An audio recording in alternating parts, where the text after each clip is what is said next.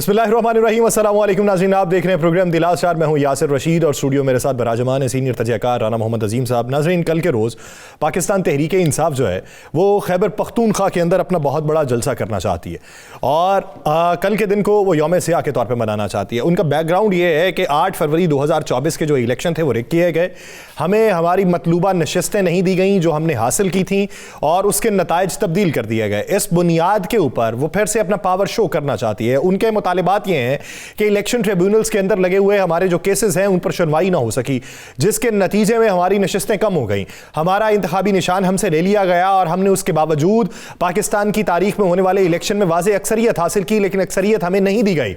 इसी ज़िमन के अंदर उन्होंने ग्रैंड अलायंस बनाने की तगदो की, हुकूमत के साथ जो मुतालिबात रखे गए थे वो तो पूरे ना हुए और ग्रैंड अलायंस के साथ मैदान में आने का फैसला किया। लेकिन कल के दिन कुली तौर के ऊपर वो अपने आप को मनवाना फिर से चाहते हैं, अपनी पावर शो करना चाहते हैं।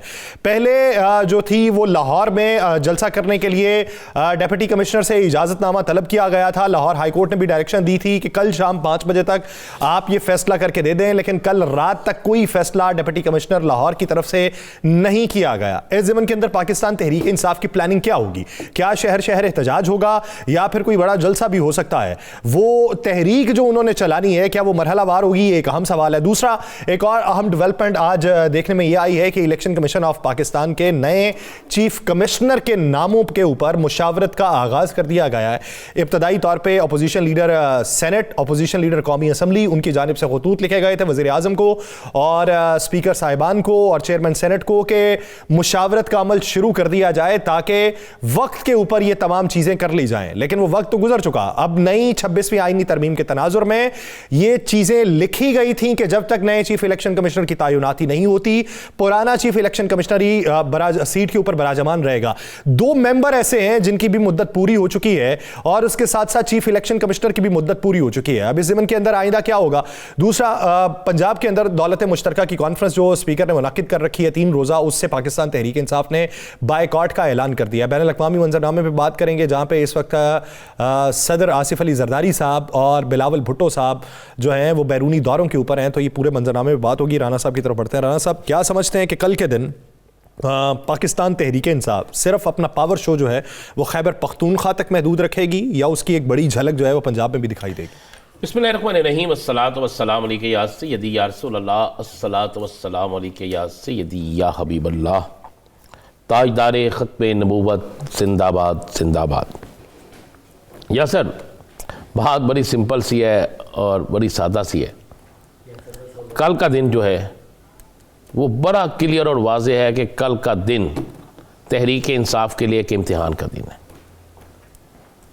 कल के दिन तहरीक इंसाफ अगर एक बड़ा पावर शो और बहुत से शो कर जाती है तो उससे ये साबित हो जाएगा कि तहरीक इंसाफ के लिए आगे आने वाले दिन इंतहाई बेहतरीन दिन हो सकते हैं।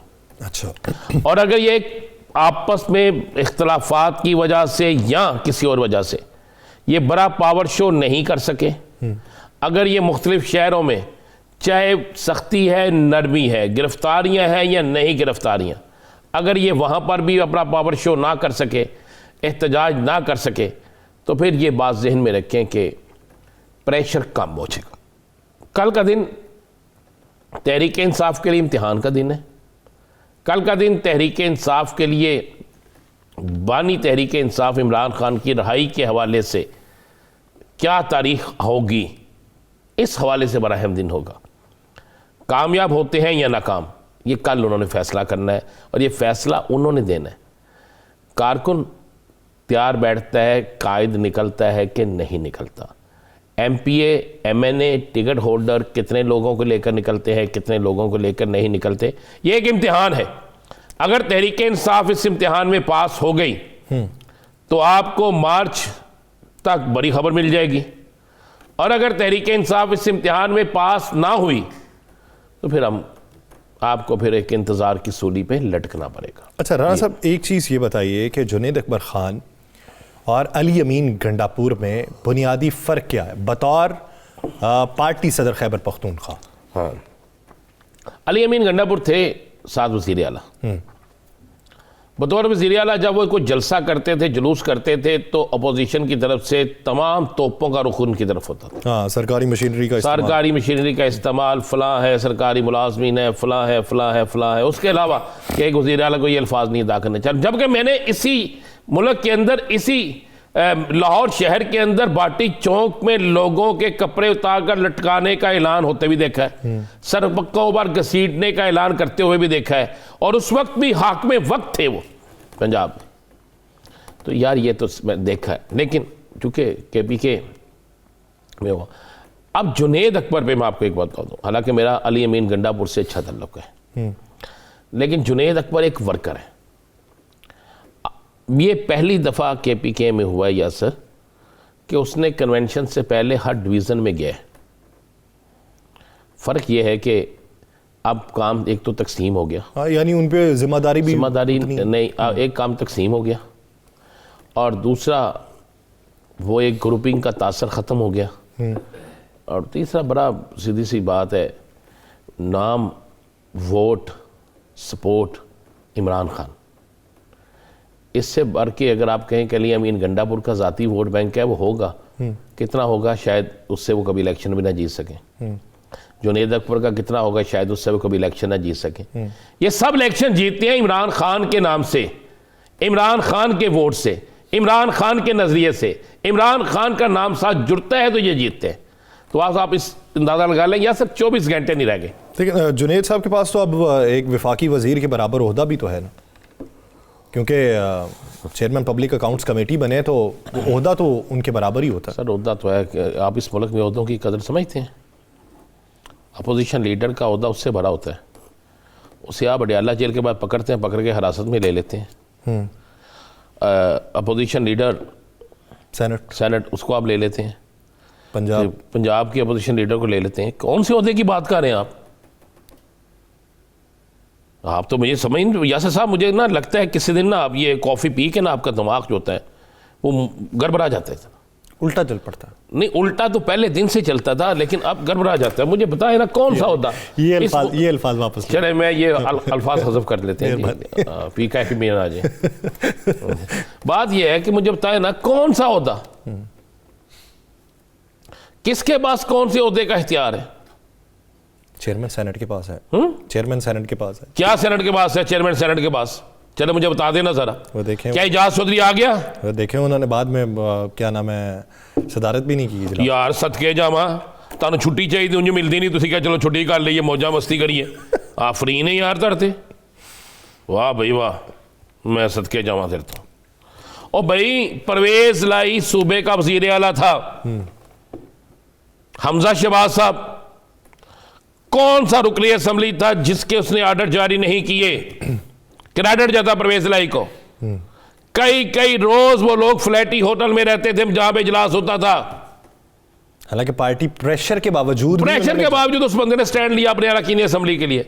ये क्या स्टैंड है कि जब तक वो नहीं आएगा मैं सीट पे नहीं बैठूंगा? उस ताई हाथ नहीं आएगा तू नहीं बैठेगा। भाई चेयरमैन सेनेट को चाहिए कि नहीं भाई, ये इजलास उतने दिन नहीं होगा जब तक वो नहीं आएगा, मेरे ऑर्डर है। आपने मुझे कह दिया जी बहुत बड़ा काम हुआ है। आप फ्री नहीं यार, आप पे कसूर आपका भी नहीं है। इस ये माशरे में ना हालात ऐसे पैदा हो गए। मेहरबानी है, माशरे पे डाल दी, माशरे पे डाल दी। मैंने कहा फिर जो आपने मुझसे हज़फ करा देना, तो हालात कुछ ऐसे पैदा हो गए। यासर, ये चीज़ें आहिस्ता आहिस्ता बढ़ती जाएंगी, इसमें कम नहीं होंगी। ये सारा कुछ जो है ना, ये इसी तरह चलता जाएगा। और अगर आप ये सोचें कि ये इस तरह नहीं चलेगा तो फिर मुमकिन नहीं है ना। कोई चीज़ इसमें दुनिया की ऐसी नहीं है जो प्रॉब्लम होना। बात बड़ी सिंपल सी है भाई, हुकूमत के अंदर भी गेम चल रही है। मैं आपको खबर दे दूँ,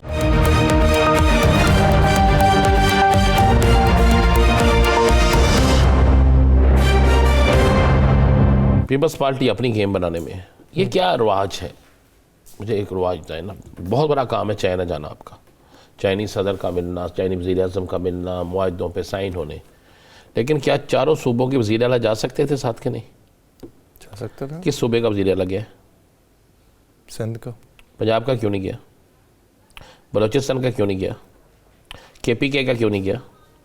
बात तो पाकिस्तान की हो रही है ना, और बतौर सदर गए हैं वो तो मैं कह रहा हूं बतौर सदर गए हैं ना, हेड है कंट्री के, वो सबसे सुपर पावर है ना वो। हम क्यों सियासत कर रहे हैं? मैंने कल भी कहा था कि मेरा विजिट इस पाकिस्तान के लिए होना चाहिए, मेरा सब कुछ इस पाकिस्तान के लिए होना चाहिए। इस पाकिस्तान से बढ़ के कोई चीज नहीं है।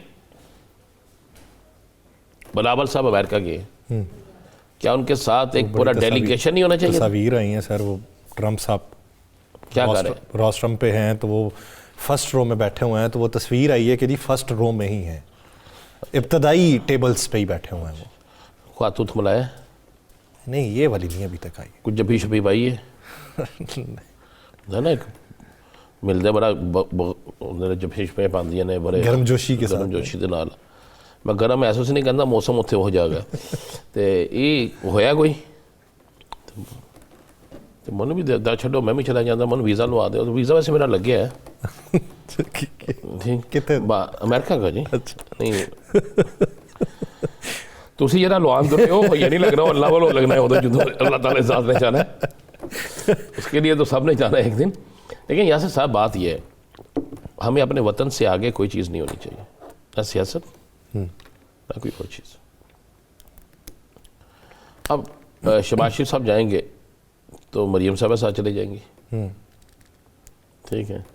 इसी तरह अगर अली-मीन गंडापुर को मौका मिलेगा तो वो चले जाएंगे, बाकी रह जाएंगे। अपोजिशन लीडर कौमी असम्बली साथ में चले जाएंगे। मतलब ये नहीं होना चाहिए। मैं समझता हूँ जब आप सियासत करें, मैदान है, इलेक्शन का सियासत करें, इलेक्शन के अलावा सियासत करें। आप कल के दिन को सर देख लें, आप 5 फरवरी गुजरा ना, परसों का दिन, तो 5 फरवरी पे देखें हर जमात ने अपने तई जलसे जुलूस किए हैं। अगर एक मुश्तरका प्लेटफॉर्म से किया होता, ये तो मुश्तरका हमारा अहद है, यादा है, ये तो हमारी खून के अंदर रचा बसा है, हमारी बच्चों की परवरिश के अंदर उसकी तबलीग की जाती है, उसका दर्स दिया जाता है, तो वो मुश्तरका प्लेटफॉर्म से नहीं हम कर सके, हमने अपनी अपनी दुकान चमकाई। यही हमारी बदकिस्मती है। आज जो हम कर्जा लेकर भंगड़ा डालते हैं, कर्जा लेकर भंगड़ा डालते हैं, कर्जा उतार के नहीं, कर्जा लेकर खुशी मनाते हैं। आज जो हम मकरूज होने के बाद फख्र से कहते हैं हम डिफॉल्ट होने से बच गए। कहता है कलामी की माजरा चाहता हूँ राना साहब, इसी तरह ना वो स्क्रोलिंग करते हुए ना टिकटॉक पे एक वीडियो आई भी थोड़ी देर पहले, वो मोटरसाइकिल पे खड़ा है तो दरवाज़ा खोला है, तो कहता है पैसे देने का नहीं देने, तो नहीं देने तो पैसे तो मैं लै लवांगा, यदि तो टेंशन ना ले। वो बंदा पूछता है कादे पैसे, कहता उधार मंगे ने। तो यानी ये है हमारा ये है। मैं कह रहा हूँ कि आप देख लेना कि हमें जब IMF से कर्जा मंजूर करवाते हैं हम खुशियां मनाते हैं, उस वक्त खुशियां मनाते हैं, बाद में जब वो पास करना होता है बजट में या सैंक्शंस लगानी होती हैं, फिर कहते हैं देखें जी दबाव है IMF का। तो आपने वज़ीर आला सिंध ने क्या कहा है कि मैं नहीं लगाना चाहता था, लेकिन मुझे हुक्म मिला 2 दिन में ना लगाया तो पाकिस्तान डिफॉल्ट में चला जाएगा। यही बात उसने की ना, ऑन फ्लोर बात की। तो अब आप कितने दिन, किस तरीके से, कितना अरसा आप ये सारा कुछ देखेंगे, कितना अरसा आप ये सारा कुछ करेंगे? या सर खुदा की कसम ये प्रोग्राम से हट के दिल जो है ना खून के आंसू होता है। मेरे बच्चे क्यों मकरूज हैं, उनका क्या कसूर है? मैं बिजली का बिल भी देता हूं, मैं गैस का बिल भी देता हूं। इस मुल्क का हर शख्स जो है वो बिजली का बिल भी देता है, गैस का बिल भी देता है, एक पेंसिल खरीदी हुई पे टैक्स भी अदा करता है, डायरेक्ट टैक्सेस, इनडायरेक्ट टैक्सेस, दोनों चीजें करता है। फिर भी हमारे बच्चे मकरूज क्यों? हमारे बच्चे पढ़े पाकिस्तान के स्कूलों में, हमारे बच्चे यहां पर पढ़ के स्कूलों में भी टैक्स दें, स्कूलों में भी फीस दें। इनके बच्चे पढ़े सियासतदानों के बाहर, हम इलाज कराएं अस्पतालों में, इनके इलाज हो पाकिस्तान से बाहर। अब मुझे याद आया कि मैं नाम नहीं लेता चूंकि फिर कहते हैं कि नाम लेते हैं, कि एक आला लीडर कह रहा था कि इतना काम पंजाब में नहीं हुआ जितना अब हो गया है। तो भाई हमेशा हुकूमत ही आपकी रही है, फिर आप बताएं क्यों नहीं हुआ? यही बात मैं सिंध में कहता हूं। अगर बिलावल साहब कहते हैं कि सिंध में पानी नहीं पहुंच रहा, खुद कहते हैं कंटेनर और उसके जरिए कराची में टैंकर के जरिए, तो फिर सोचें आपकी हुकूमत रही है। अगर KPK वाले कहते हैं कि जनाब हमें यह नहीं मिल रहा, तो सोचें 3 दफा आपकी हुकूमत रही है। अगर बलोचिस्तान वाले कोई बात करते हैं, मैं बलोचिस्तान गया, मैं कोयटा में था, ये मेरा इलेक्शन आ रहा है, इसकी कैंपेन के सिलसिले में मैं एक दिन के लिए आपकी इजाजत के बगैर चला गया। सुबह गया, मैं शाम को आ गया। ये तो नोट नहीं किया। मुझे वहां पे एक सेनेटर साहब मिले, मैं आपको ये हरफ बहरफ बता रहा हूं। मैंने उन्हें बड़ा कायल किया, अल्हम्दुलिल्लाह वो कायल हुए। उनके दिल में बड़ी एक नफरत सी थी किसी के मतलब, मैंने कहा किसी सूबे के मतलब। अच्छा। मैंने उन्हें पूछा, उन्होंने कहा देखो हमारे पूरे कोयटा में लाइटें नहीं लगी हुई हैं, फलानी फलानी। मैंने कहा यार बात सुने मेरी, मैं आपके पास मेहमान आया हूँ और आपसे मेरा बड़ा पुराना ताल्लुक़ है। दरअसल वहाँ पे जब मैं कैंपेन से फारिग हुआ तो रात का तो नहीं था, 4 बजे तकरीबन ज़ोहराना उन्होंने रखा हुआ था। सुनाने के बाद उसने गिला शिकवा किया, तो मैंने कहा बात सुने, मुझे ये बता दें, ये अगर जो कोयटा में लाइटें आप कह रहे हैं नहीं लगी हुई, और हम लाहौर शहर जाते हैं लाइटों से भरा होता है, कराची जाते हैं लाइटें लगी होती हैं, इस्लामाबाद जाते हैं लाइटें लगी होती हैं, मैं क्या इसका बजट क्या है? उसने कहा इतना बजट है। मैं क्या कहाँ गया? कहते मंजूर हुआ। तो मैं क्या किसने खा लिया? कहते उसने जो बैठा है। मैं क्या इसमें फिर पंजाब का क्या कसूर है? 60% किकबैक्स तो आप वसूल करते हैं। मैं क्या पंजाब का क्या कसूर है इसमें? सिंध का क्या कसूर है इसमें? KPK का क्या कसूर है इसमें? इस्लामाबाद का क्या कसूर है इसमें? किसी भी सियासी जमात का क्या कसूर है? गिरबान से पकड़े अपने उस लीडर को, उस जुम्मेदार को। मैं कहा जब टैंकियों से, पानी की टैंकियों से अरबों रुपए नोट निकले, जब आपके 70% सरकारी अफसरान के घर कराची के महंगे तरीन इलाकों में हो, जब सोने के बिस्किट निकले हैं, एवन सोने की ईंटें निकले, तो फिर आप क्यों गिला करते हैं? मैं कहा ये हमने नफरत की फजा को ख़त्म करना है। और खुदा की कसम, मैंने उसे कसम खा के कहा जितना हम एहतराम बलोची का करते हैं, बलोचिस्तान का करते हैं, किसी और का सोच भी नहीं सकते। एचसन कॉलेज में एक बड़ी तादाद बलोचिस्तान के बच्चों की है, बहुत से बड़े कॉलेजेस में। क्यों? मैं इसलिए है कि हम समझते हैं कि वो हमारी शाहराग है। बात यह है कि नफरत की फजा को ख़त्म करना होगा। और मुझे बड़ी खुशी हुई, कल एक शख्स ने KPK से मुझे फ़ोन किया, कागान से। उसने कहा राना साहब मेरे गुर्दों का मसला था, तो मेरे पास ये लफ्ज़ उसने अदा किया, उसने कहा मेरे पास 500 रुपया भी नहीं था, ये जो हेल्थ कार्ड मिला है ना KPK से, इससे मेरा इलाज शुरू हो गया और मैं पूरी ज़िंदगी दुआएं दूंगा। और यहाँ पर मुझे पता चला कि इंश्योरेंस है, लेकिन आप आज भी पैसे वो इस्तेमाल नहीं कर सकते। कर सकते हैं आप? नहीं। क्यों यार, ये क्यों? कोई मंसूबा जो किसी हुकूमत ने भी अच्छा शुरू किया है, और मैं इस पर दाद दूंगा इमरान खान को। इमरान खान ने बिला तफरीक, उसने ये नहीं कहा ये PTI का है, उसने ये नहीं कहा ये मुस्लिम लीग नून का है, उसने ये नहीं कहा ये काफ लीग का है, ये पीपल्स पार्टी का है। उसने कहा जिसके पास शनाख्ती कार्ड है वो जाके अपना 10 लाख रुपए का इलाज करा सकते हैं। तो यार आप उसको भी, आप उस पर भी आपने क्रॉस लगाना शुरू कर दिया। आए मेरे साथ चले अस्पतालों में, देखें जमीनों पे लोग लेटे हुए हैं। क्या मैं कहूंगा मैंने बड़ी तरक्की कर ली है? तो ये तरक्की का मंजरनामा, हर किसी के पास अपनी अपनी तरक्की की तारीफ है और तारीफों के पुल बांधे चले जाते हैं। वो चाहे सड़कों के ऊपर तरक्की का पुल बनाना हो या तारीफ का पुल बनाना हो, दोनों ही मुतनासिब नुमाइंदगी के साथ इस पाकिस्तान में पनप रहे हैं। लेकिन ये रिवायत कब बदलेगी, इसी के ऊपर गौर करना ज़रूरी है। एक ब्रेक लेके बाद पाकिस्तान के सियासी मंजरनामे में मजीद बात की जाएगी। नाज़रीन कहीं नहीं जाएगा, स्टे विद अस।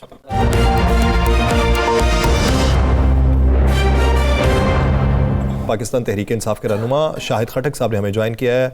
शाहिद खटक साहब बहुत शुक्रिया आपके वक्त का। शाहिद खटक साहब, कल के दिन आप यौम सियाह मना रहे हैं, तो क्या इसे पाकिस्तान तहरीक इंसाफ की सिर्फ खैबर पख्तूनख्वा की हद तक तहरीक को देखा जाए, या फिर पूरे पाकिस्तान में जो है आप दमादम मस्त कलंदर करना चाहते हैं? बिस्मिल्लाहिर्रहमानिर्रहीम। सबसे पहली बात ये कि कल 8 फरवरी हम यौम सियाह के तौर पे मनाएंगे। आपको पता है, पूरी कौम जानती है कि पिछले साल 8 फरवरी को जिस तरीके से पाकिस्तानी कौम के मैंडेट के ऊपर डाका डाला गया, और डाका भी ऐसा कि दिन दिहाड़े, और डाका था कि फॉर्म 47 के जरिए तहरीक इंसाफ और इमरान खान को पाकिस्तानी कौम ने मैंडेट दिया और उसको चुराया गया। और ये वोट कौम के पास एक ही ताकत होती है, वो वोट की ताकत होती है कि वो वोट के जरिए एहतसाब करे। लेकिन बदकिस्मती से हमारे मुल्क में जो 8 फरवरी को एक खामोश इंकलाब आया, उसको बेदर्दी के साथ लूटा गया। तो अब इसका 1 साल पूरा हो रहा है और आपको पता है कि तहरीक इंसाफ और इमरान खान साहब की जो जदोजहद है एक मुल्क में हकीकी आज़ादी की या सिविल सुप्रीमेसी की, तो ये उसकी कड़ी है। और इंशाल्लाह कल सवाबी में हम एक अजीमुशान जलसा करेंगे इसी सिलसिले में, और इस जलसे में वैसी पंजाब के जितने भी अजला है वो इसमें पार्टिसिपेट करेंगे।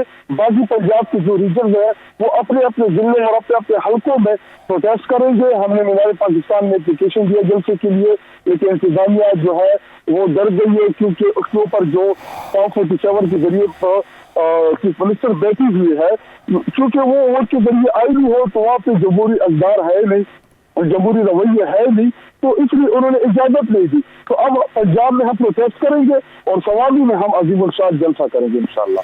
अच्छा शाहिद भाई, क्या देख रहे हैं चेंजिंग आप जुनैद अकबर के आने से?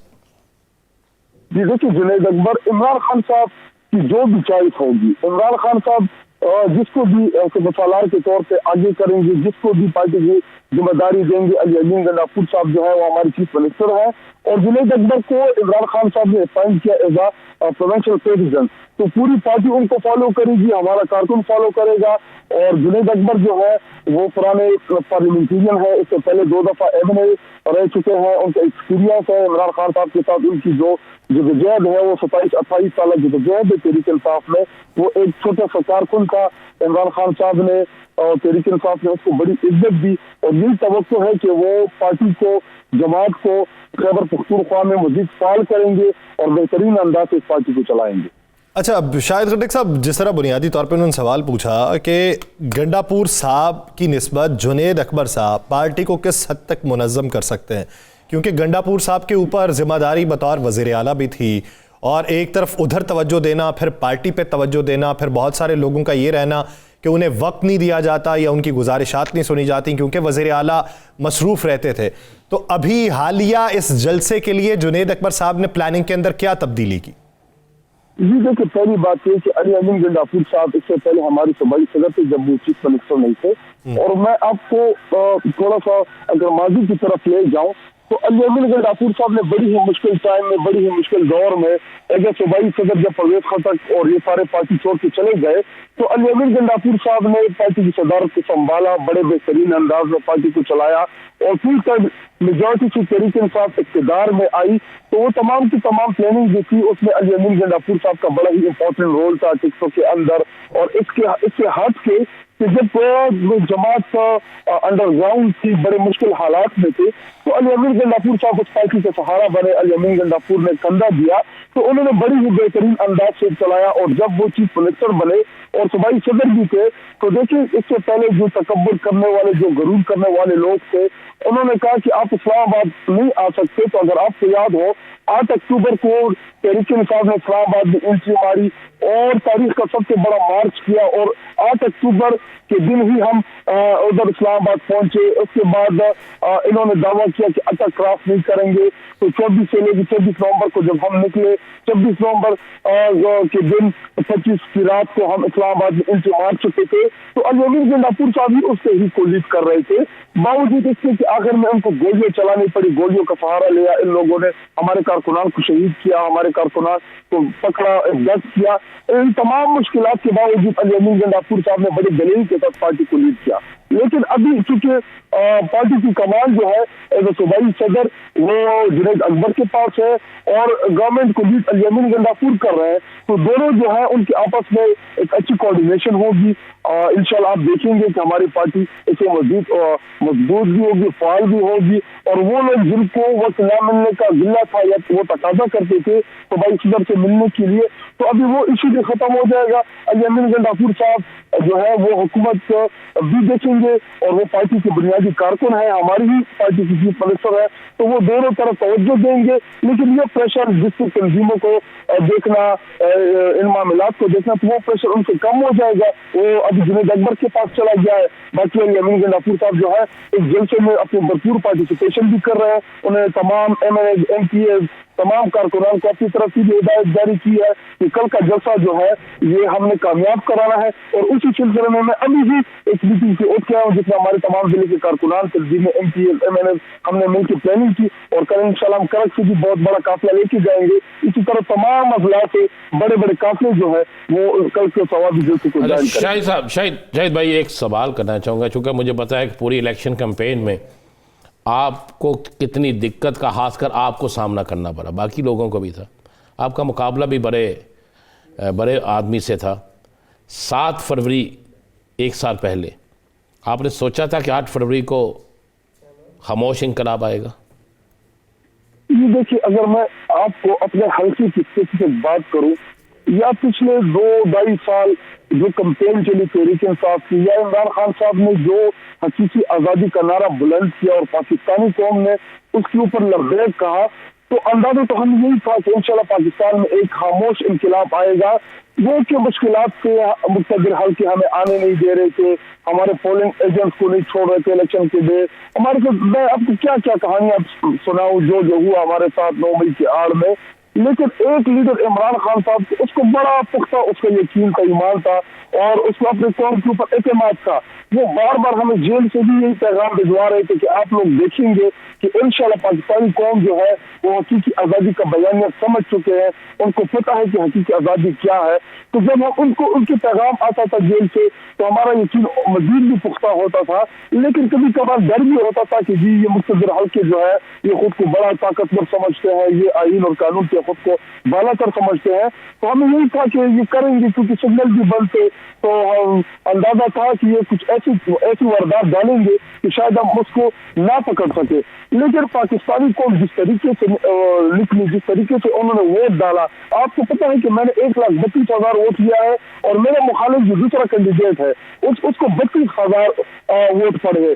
1 लाख से ज्यादा मेरा लीड था। तो अगर मुक़्तदर हल्के ये चाह भी रहे थे कि वो मेरी लीड कम करा दिया, मुझे हरवा दे, तो उनका बस नहीं चल रहा था। हालांकि मेरे रिजल्ट भी तकरीबन 7-8-9 घंटे तक रोका गया, लेकिन पब्लिक प्रेशर की वजह से मुझे अपना रिजल्ट मिला। लेकिन वो खटक साहब आप KP में थे तो पब्लिक प्रेशर की वजह से आपको रिजल्ट मिल गया। पंजाब में होते तो सर ये 1,32,000 का 32 करना कोई मुश्किल काम नहीं थी। बिल्कुल आप सही फरमा रहे हैं कि इस मुल्क में जो मुक़्तदर हल्के हैं, इमरान खान साहब दोबारा कॉल देंगे, वो जैसा कॉल देंगे, गर्मी की कॉल देंगे, लॉकडाउन की कॉल देंगे, इस्लामाबाद की कॉल देंगे, इंशाल्लाह पूरी कौम उनकी कॉल के ऊपर लबैक। अच्छा शाहिद खटक साहब, ये बताइए कि ग्रैंड अपोजिशन अलायंस कब तक बनता हुआ दिखाई देता है, और अगर अभी तक नहीं बन सका तो उसके अंदर बुनियादी वजूहात आपको क्या दिखाई देती हैं जो रुकावट के तौर पर सामने आई?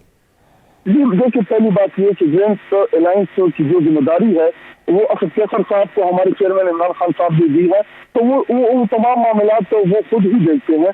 देखिए असल में हमारा मसला, हमारी जो सोच है या जो हमारा नजरिया है वो दूसरी जमातों से बहुत ही मुख्तलिफ है। उसकी बुनियादी वजह कि इमरान खान साहब ने जो जद्दोजहद का आगाज किया वो इंसाफ की बुनियाद के ऊपर इस मुल्क में रूल ऑफ लॉ के लिए, मुल्क में करप्शन की रोकथाम के लिए, जिन लोगों ने मेरे मुल्क पाकिस्तान को लूटा, जिन्होंने हमारे टैक्स के पैसे डॉलरों के जरिए चीटी के जरिए इस मुल्क से बाहर भेजे, तो या जिन्होंने भेजे या जिन्होंने सहूलतकारी की, तो हमारा नजरिया और हमारा सोच उन लोगों के खिलाफ है। तो इसलिए हमें थोड़ी दिक्कत हो रही है उन जमातों के साथ बैठने में कि जो इस स्टेटस को का हिस्सा रहे हैं। तो इसलिए जो अलायंस थी ये थोड़ा सा इसको वक्त लगा। देखिए मौलाना फजल रहमान PDM के सरबराह थे, जब रिजीम चेंज हो रहा था तो फजल रहमान भी उसमें पेश पे शामिल थे। उन्होंने सबसे जो बेहतर सहूलतकारी की रिजीम चेंज की तो वो तो फजल रहमान ने की थी, UEI के सरबराह ने की थी। तो उन लोगों के साथ बैठने में एतमाद का भी फुकदान है, क्योंकि आपको उनका माजी भी पता है कि उनके माजी में क्या चला है। तो आप माजी की बुनियाद के ऊपर ही आप फ्यूचर के या मुस्तकबिल के फैसले करते हैं। तो इसलिए ये थोड़े से इश्यूज आ रहे हैं, लेकिन असद कैसर साहब बड़ा ही बेहतरीन तरीके से इन चीजों को मैनेज भी कर रहे हैं और अभी तक वो भी कर रहे हैं। और हमारी भी कोशिश है कि तमाम अपोजिशन जमातों को हम अपने साथ बिठा के ये जो तहरीक है हम इसका भी आगाज। नाज़रीन, प्रोग्राम का वक्त खत्म हो जाता है, मुझे और राना साहब को दीजिए इजाज़त। अपना बहुत सा ख्याल रखिएगा। आपसे मुलाकात होगी पीर के रोज़, अल्लाह निगहबान।